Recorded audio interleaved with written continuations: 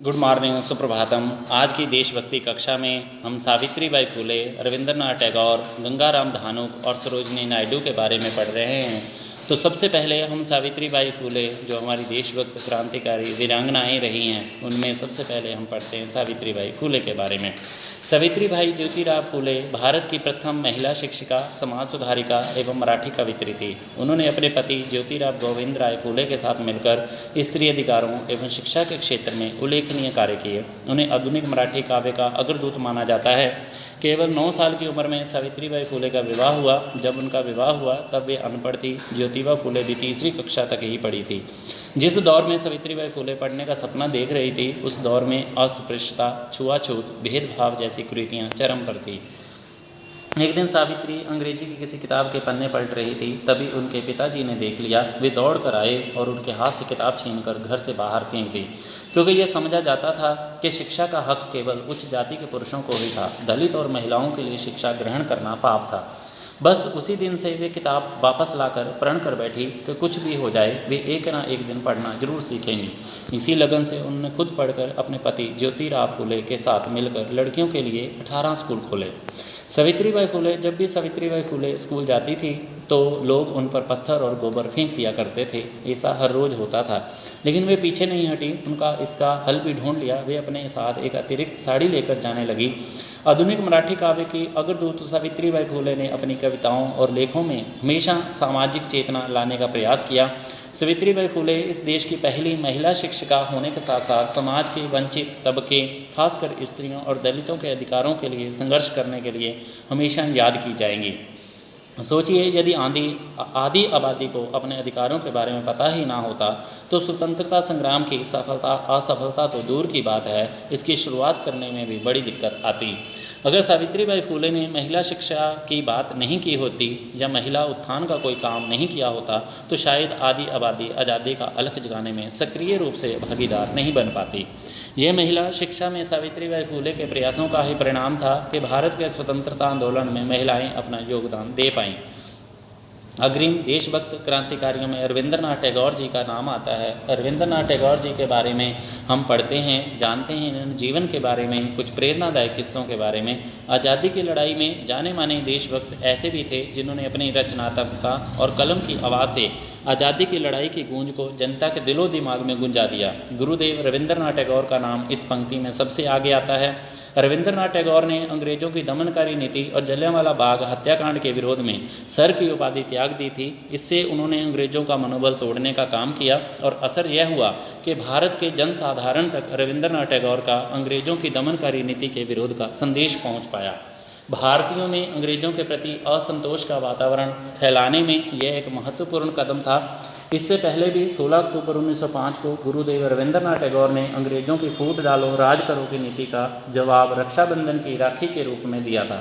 भारत के पूर्वोत्तर में असम, बंगाल आदि क्षेत्रों की बड़ी जनसंख्या पर राज करने में अंग्रेजों को खासी दिक्कत आ रही थी। इसलिए अंग्रेजों ने इन क्षेत्रों को हिंदू और मुसलमान के आधार पर बांटना शुरू कर दिया था। इसके जवाब में गुरुदेव ने रक्षाबंधन उत्सव का आयोजन किया। उनके आह्वान पर लोगों के जुलूस राखी लेकर निकले और जो भी रास्ते में मिलता उसे राखी बांधते चले जाते। उनके हाथ में राखियों का गट्ठर होता था। गुरुदेव ने हिंदुओं और मुसलमानों से आह्वान किया था कि वे राखी बांधकर एक दूसरे की रक्षा की शपथ लें और अंग्रेजों की चाल में ना फंसें।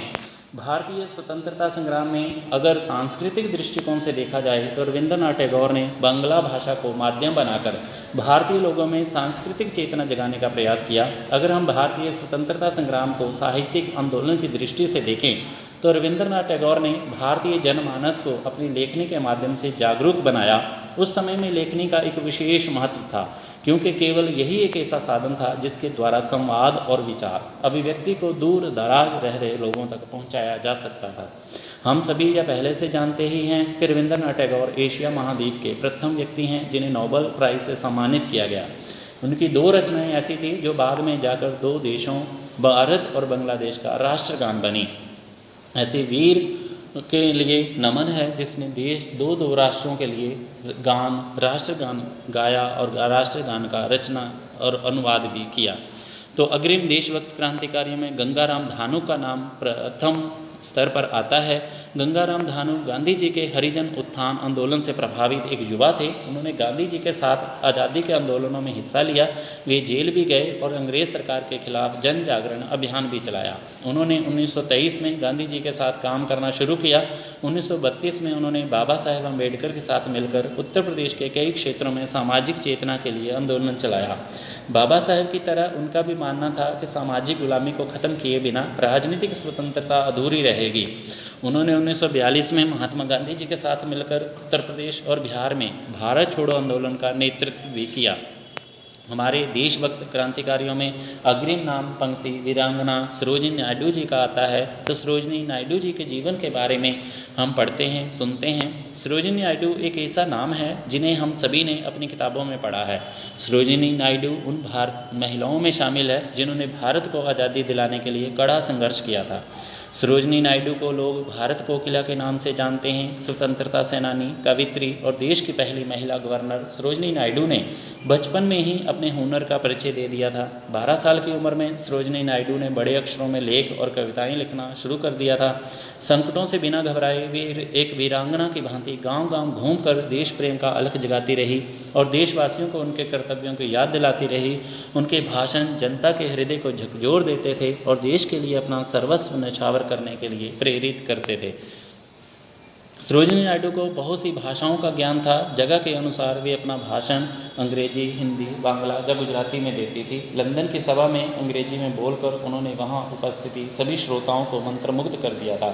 सरोजिनी नायडू गांधी जी से सन 1914 में लंदन में मिली। इसके बाद उनके जीवन में क्रांतिकारी बदलाव हुआ और वे स्वतंत्रता संग्राम में कूद पड़ी। दांडी मार्च के दौरान गांधी जी के साथ आगे बढ़कर चलने वालों में सरोजिनी नायडू भी शामिल थी। उन्होंने जीवन पर्यंत गांधी जी के विचारों और मार्ग का अनुसरण किया। आज़ादी की लड़ाई में तो उनका अहम योगदान था ही। भारतीय समाज में जातिवाद और लिंग भेद को मिटाने के साथ साथ उन्होंने समाज के विकास के लिए भी काम किया। आज के इस देशभक्ति वीडियो में आप सबका पुनः धन्यवाद। माई वाइफ है स्टडी इस चैनल को अवश्य सब्सक्राइब, कमेंट, शेयर और लाइक करें ताकि जिससे और भी लोगों को इस देशभक्ति कार्यक्रम को जानने का, समझने का, देश के पूरे बच्चों को पढ़ने का अवसर मिले। तो आप सबके छोटी से प्रयास से इसको बहुत दूर तक दिया जा सकता है। ये मैसेज देशभक्ति के संबंधित कक्षाओं से भी संबंधित है और प्रत्येक व्यक्ति के जनमानस को देश के प्रति प्रेम की भावना को उत्प्रोत करने के लिए भी प्रफुल्लित करने वाला है।